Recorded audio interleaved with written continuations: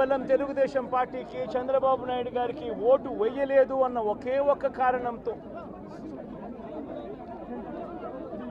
ఒక కారణంతో ఏకంగా ఆస్తులను ధ్వంసం చేస్తూ ఉన్నారు, దొంగ కేసులు పెడతా ఉన్నారు. వీళ్ళే కొడతారు, మళ్ళీ వీళ్ళే అటువైపున ఉన్న వారి మీద వాళ్ళు కొట్టారు అని చెప్పి కేసులు పెడతారు. ఇంతటి దారుణంగా ఈరోజు రాష్ట్రంలో పరిపాలన సాగిస్తూ ఉన్నారు. నేను అడుగుతా ఉన్నా, ఇదే గత 5 సంవత్సరాల కాలంలో వైఎస్ఆర్సీపీ పరిపాలనలో ఉండగా, వైఎస్ఆర్సీపీ ప్రభుత్వంలో ఉండగా అప్పుడు జగన్ ఏం చేశాడు?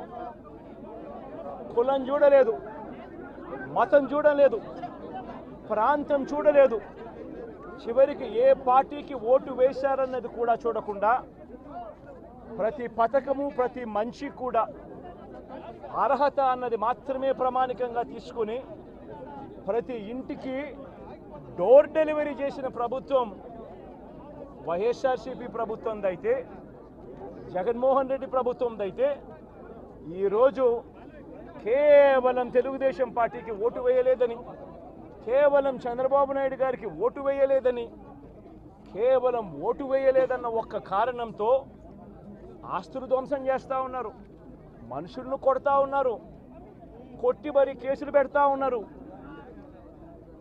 ఇంతటి అన్యాయంగా రాష్ట్రాన్ని రావణ కాష్టం చేస్తూ ఉన్నారు. రాజశేఖర రెడ్డి గారి విగ్రహాలను విరగొడతా ఉన్నారు, పగలగొడతా ఉన్నారు. ఇవన్నీ ఏదైతే చేస్తూ ఉన్నారో ఇవన్నీ కూడా శిశుపాలుని పాపాల మాదిరిగా ఇవన్నీ కూడా పాపాలు పండుతాయి.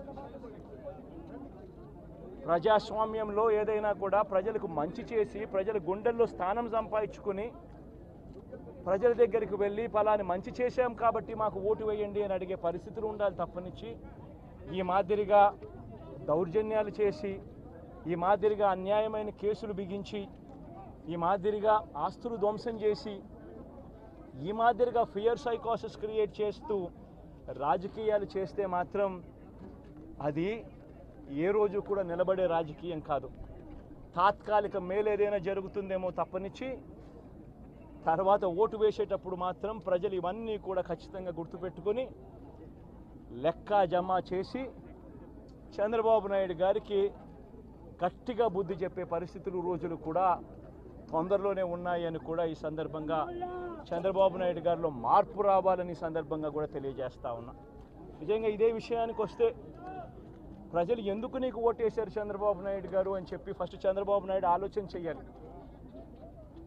ఒకవైపున వైఎస్ఆర్ కాంగ్రెస్ పార్టీ ప్రజల్లో వ్యతిరేకత వల్ల ఓడిపోలేదు, ప్రజలకు మంచి చేసి